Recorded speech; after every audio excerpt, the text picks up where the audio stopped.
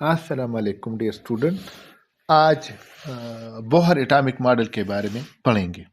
थोड़ी सी जो है ना आपको बैकग्राउंड देता चलूँ कि एटम के बारे में जो मुख्तलिफ नज़रियात थे वो तो बहुत पहले से ही थे, लेकिन जो पहला रियल साइंटिफिक मॉडल दिया गया था वो था रदरफोर्ड की तरफ से।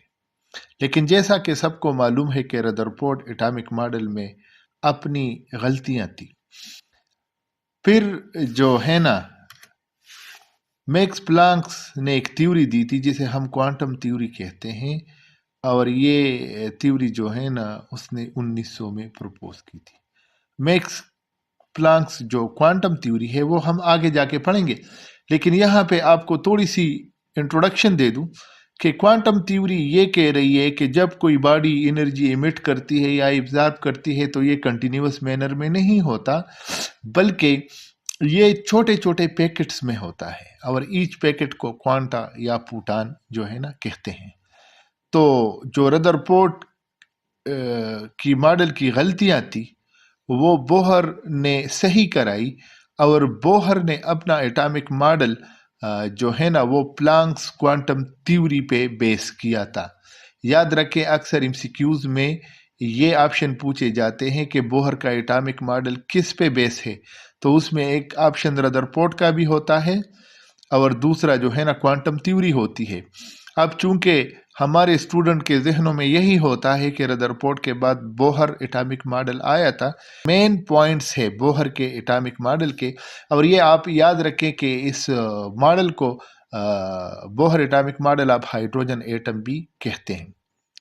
जो सबसे पहला पॉइंट है इसका, बोहर ने जो कहा वो ये है कि इलेक्ट्रॉन जो है ना अपने जो सर्कुलर ऑर्बिटल्स होते हैं जिन्हें हम शेल या एनर्जी लेवल भी कहते हैं, न्यूक्लियस के गिर्द उसमें घूमते रहते हैं।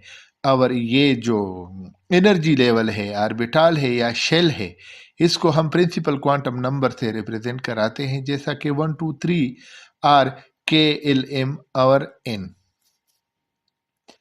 उसने जो अगला पॉइंट दिया है वो ये दिया है कि जब तक एक इलेक्ट्रॉन एक गिवन एनर्जी लेवल में रहता है, ना वो एनर्जी एमिट करेगा ना एनर्जी एब्जॉर्ब करेगा, ऑल दो कि वो एक्सेलरेट हो रहा है, लेकिन as long as the electron remain in the given shell it will neither emit nor absorb energy.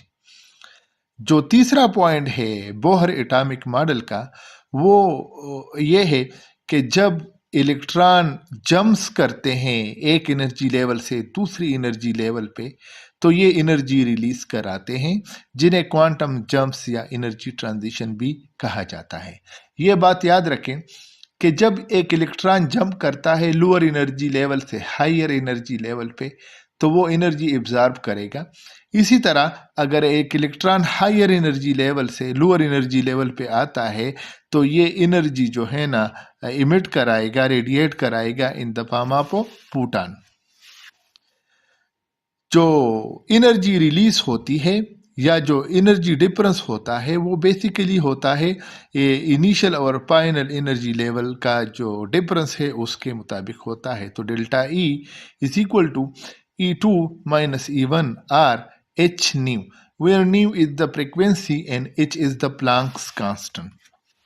अच्छा, जो फाइनल पॉइंट अहम पॉइंट है इस मॉडल का वो ये है कि जो एंगुलर मोमेंटम होता है इलेक्ट्रॉन, चूंकि इलेक्ट्रॉन सर्कुलर ऑर्बिटल में घूम रहे हैं इसी वजह से उनका मोमेंटम एंगुलर मोमेंटम है। इनका जो एंगुलर मोमेंटम है वो भी क्वांटाइज है। इसका मतलब ये है कि एक इलेक्ट्रॉन सिर्फ उसी ऑर्बिट में रह सकता है जिसका angular momentum whole number multiple है, किस चीज का, h/2 का। h हमारे पास प्लांक्स कांस्टेंट है, पाई भी हमारे पास कांस्टेंट है, तो जो mvr है वो बराबर होगा nh/2 फाई। तो ये बेसिक पॉइंट्स थे बोहर एटॉमिक मॉडल के।